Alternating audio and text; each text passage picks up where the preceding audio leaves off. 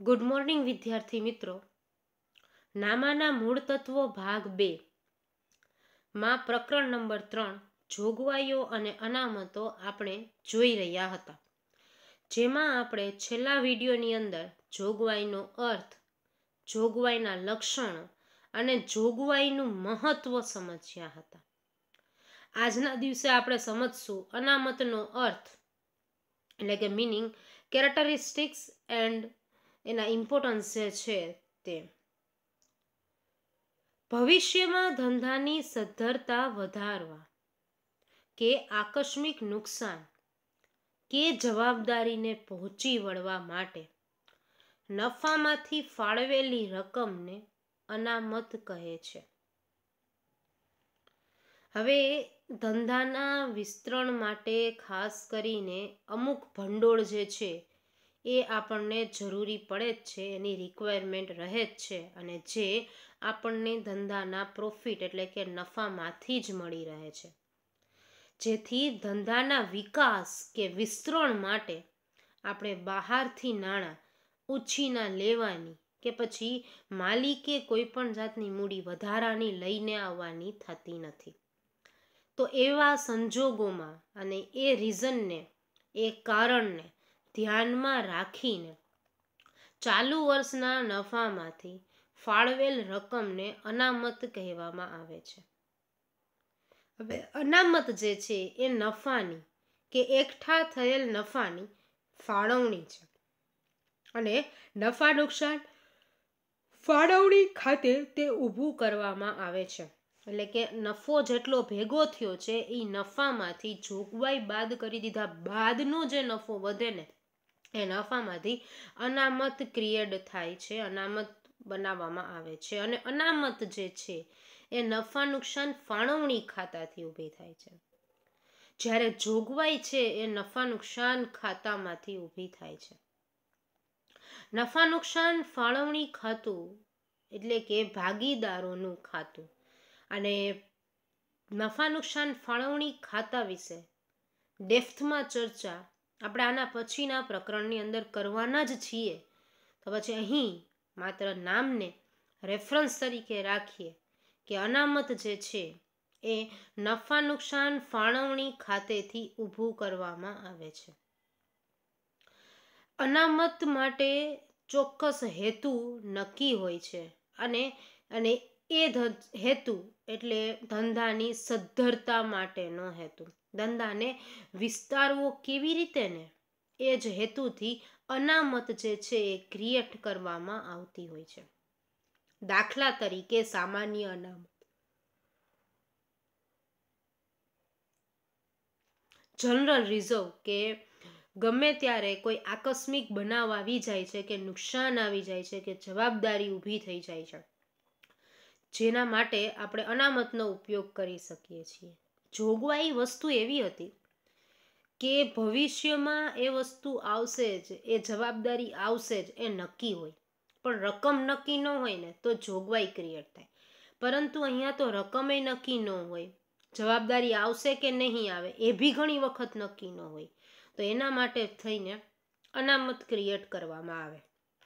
Dividend સમતુલા ભંડોળ, જેમાંથી share હોલ્ડરોને dividend ચૂકવણી કરવામાં આવતું હોય છે. કારીગર અકસ્માત વળતર ભંડોળ, આ આપણે આપણા કારીગરો જે ધંધાકીય એકમના છે એના માટે ક્રિએટ કરતા હોય છે કે એમનું ક્યારેય એક્સિડન્ટ કે કાંઈ પણ થઈ જાય છે તો ખર્ચો કંપની ભોગવે કે પેઢી ભોગવે તો તે આ ભંડોળમાંથી ભોગવશે.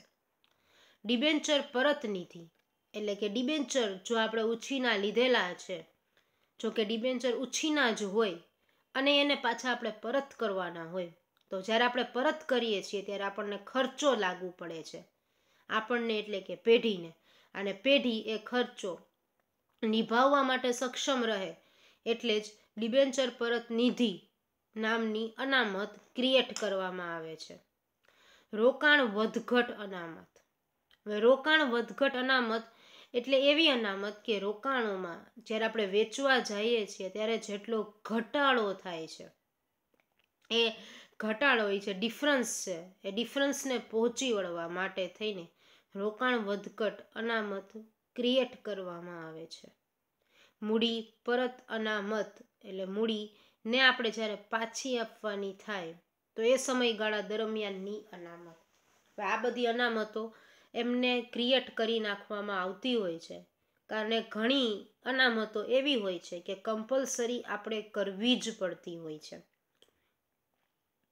અનામતના લક્ષણો, કેરેક્ટરિસ્ટિક્સ શું છે અનામતને?